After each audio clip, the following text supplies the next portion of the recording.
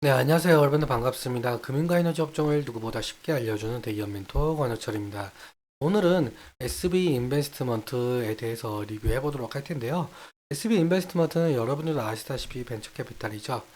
오늘 말씀드릴 내용은 2024년부터 매출액을 기대해 볼만 하다는 주제와 그리고 바이오 섹터에 투자했을수록 매출액은 더욱더 크게 기대해 볼만 하다는 내용과 정부 이슈와 함께 살펴보도록 할 텐데 어떤 내용인지 함께 확인해 보면서 천천히 얘기 나눠보도록 하겠습니다. 그럼 SV 인베스트먼트 바로 보도록 할게요. 일단 먼저 SV 인베스트먼트는 여러분들도 아시는 내용들이겠지만 처음 투자하셔가지고 이 기업을 모르시는 분들을 위해서 간단하게 말씀을 드리자면 중소벤처기업에 대한 투자 금융을 제공하고 있는 사업을 지속적으로 영위하고 있죠. 즉 기술력이 높지만 자본과 경영 여건이 취약한 기업 설립 초기 단계에 있는 벤처기업에게 대출이 아닌 지분 투자 방식으로 추후 인수합병, 상장 등을 통해서 투자 자금을 회수하고 있는 사업을 진행을 하고 있죠. 투자 방법에는 크게 두 가지 정도가 있는데 먼저 투자 조합의 경우에는 말 그대로 개인, 기관, 정부, 중소기업 창업투자회사가 출자를 해서 벤처기업에게 투자하는 것을 투자조합, 그리고 직접 투자 같은 경우도 말 그대로 중소기업 창업투자회사가 벤처기업에게 직접 투자하는 것을 말을 하고 있습니다. 보통적으로 투자조합의 경우에는 사업보고서에서 어떤 형식으로 투자하고 있는지 나오고 있는 형편이지만 직접 투자 같은 경우는 어느 기업에게 투자했는지 뉴스 기사로만 접할 수 있어서 찾기가 상당히 힘듭니다. 다음으로 넘어가서 여러분들도 아시다시피 벤처기업들은 경제적 자금이 상당히 부족한 상태여서 외부 투자 유치가 필수적인데요. 이 투자 유치는 한 번으로 끝나는 것이 아니라 여러 단계에 걸쳐서 시행이 되고 있습니다. 시리즈 A 같은 경우는 서비스 오픈하기 위한 준비 단계에서 받는 투자. 사실 이 단계까지 오지 못하고 망하는 기업들이 너무나도 많아서 여기 이 구간을 죽음의 계곡, S밸리라고 표현을 하고 있습니다. 시리즈 B 같은 경우는 사업 확장을 하기 위해서 추가로 받는 투자 단계, 시리즈 C부터는 스케일업을 가속하기 위한 단계로 대부분 벤처 기업들은 시리즈 C 단계에서 외부 투자를 마무리 짓고 안정적인 수익 구조를 만들기 위해서 노력을 하게 되죠. 그래서 시리즈 A, B, C 투자를 통해서 본격적인 성장을 이루게 되고 벤처 기업들은 상장이나 M&A가 가능한 기업으로 탈바꿈하게 되고 여기서 벤처 캐피탈들은 투자금 회수를 통해서 이익을 보는 구조가 될 수가 있을 것 같습니다.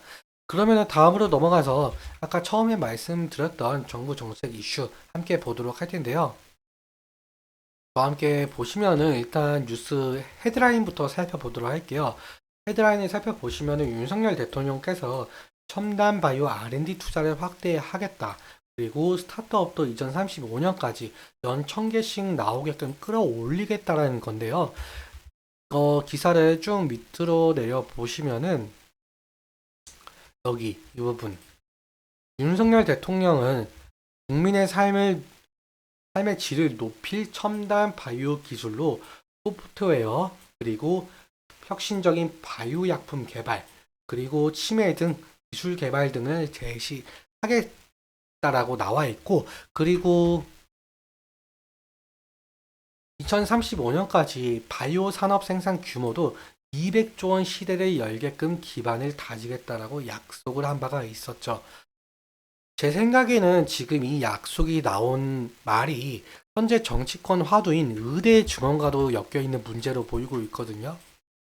현재 전문의들이 많이 사직한 만큼 의사가 부족한 건 사실이잖아요. 아마도 이런 R&D 투자를 통해서 첨단 바이오 헬스케어, 즉 AI를 활용한 의료 기술을 높이고 의사가 부족한 지역에 활용할 수 있게끔 만들려고 하는 것 같습니다.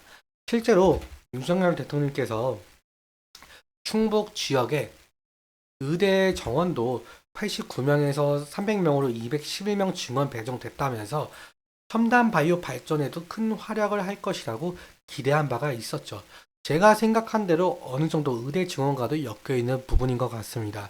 그런데 일단 이 기사를 좀 살펴보았는데 제가 왜 이 기사를 살펴봤느냐라고 한다면은 2035년까지 스타트업이 연 1000개씩 나오게끔 한다라고 했어요. 그럼 주주 여러분들 벤처 캐피탈들은 앞서 말씀드렸다시피 스타트업에 투자해서 투자금 회수로 이익을 보는 구조라고 말씀을 드렸잖아요. 그리고 다양한 업종에 투자하고 있던 상황에서 분명히 윤석열 대통령께서는 바이오 헬스케어 그리고 소프트웨어까지 R&D 투자를 확대하겠다는 건 앞으로 바이오 스타트업들이 기술 특례 상장으로 갈 가능성, 즉 IPO가 더욱더 빨라질 가능성이 있다는 것도 살펴보아야겠죠. 여기서 기술 특례 상장이라는 것은 기술력은 있지만 이익을 내지 못하는 기업의 자금 조달을 돕기 위해서 2005년에 도입한 제도인데요. 이 제도 자체가 제약바이오 업종 때문에 도입이 된 건데 말 그대로 제약바이오 헬스 기업들은 R&D 투자로 인해서 자금이 지속적으로 빠져나가니까 흑자를 낼 길이 잘 없잖아요. 그래서 기술력을 인정을 받으면은 코스피나 코스닥에 상장을 할 수가 있다는 거죠. 정리하자면 기술 특례 상장 혜택을 보고 바이오 헬스케어 기업들이 IPO가 더욱더 빨라진다면 스타트업에 투자하고 있는 벤처 캐피탈들은 더욱더 빠른 시일 내에 투자금 매수를 통해서 이익을 크게 낼 가능성이 있다는 거죠.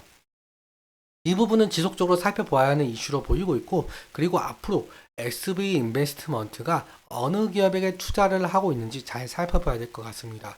아무튼 윤석열 대통령께서 바이오 산업에 투자한다고 했을 만큼 첨단 바이오 헬스케어 관련 스타트업들이 빠르게 성장해서 SB 인베스트먼트가 엑시트할 시간을 점차 줄여 나가며 매출액 증대 효과도 나타낼 수가 있겠죠.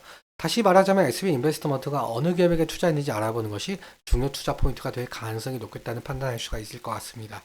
제가 이 부분만큼은 어디에 투자했는지에 대해서 지속적으로 말씀을 드릴 테니까 구독 한번 눌러주셔가지고 다음 영상 기다려주시면 정말 감사할 것 같습니다.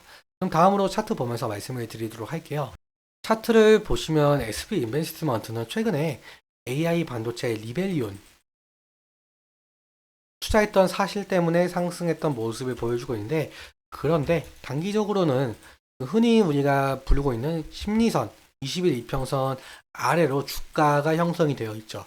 그래서 추세가 하락으로 전환될 움직임도 보이고 있는데, 다음 지지라인 같은 경우는 2,100원대를 볼 수가 있을 것 같습니다. 과거에는 저항대 부근이었지만 지금 주가는 위에 있으니 이제는 지지가 일어나야 되는 걸로 봐야겠죠. 하지만 제가 앞서 말씀드린 2024년 벤처캐피탈의 호재로 SB 인베스트먼트가 상승할 가능성도 있는데요. 하지만 상승 시 2,500원 부근을 돌파해주지 못하는 모습을 보여주고 있습니다. 이 부분 매물 소화가 하면서 돌파해주는지도 관건으로 보이고 있습니다. 오늘은 여기까지 말씀을 드리고, 오늘 내용 도움되셨다면 구독과 좋아요 눌러주시면 정말 감사할 것 같습니다. 그리고 오늘 말씀드린 내용과 차트적인 설명은 제 개인적인 견해가 있을 수 있기에 여러분들의 주관적인 견해와 함께 투자를 하여 현명한 선택하셨으면 좋겠습니다. 오늘도 시청해주셔서 너무 감사하고, 지금까지 멘토 권혁철이었습니다. 감사합니다.